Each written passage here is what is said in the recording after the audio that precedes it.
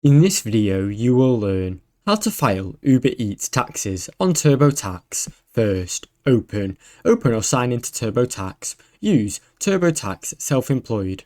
You can either use a desktop version or the online version to report gig work such as Uber Eats. Enter your personal information. Complete your personal information and income details when prompted. Go to the income and expenses section. Click on Self-Employed and look for work, self-employment income and expenses. Add your gig work. Choose yes when asked if you're self-employed income. Enter details about your Uber Eats work. You can label it as delivery driver or courier. Enter income. If Uber gave you a 1099 NEC form or a 1099K form or even a tax summary, enter that information just here. You can also enter cash tips or income not reported on your 1099. Add expenses. Enter any business expenses such as phone bills proportional to your work, hot dog bags or equipment, tolls or parking, mileage and more. TurboTax will help you maximize your deductions. Review and file.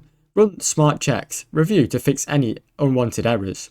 Choose the e-file or print it off and mail it to your return. Now you know the best way to file taxes as an Uber Eats driver on TurboTax.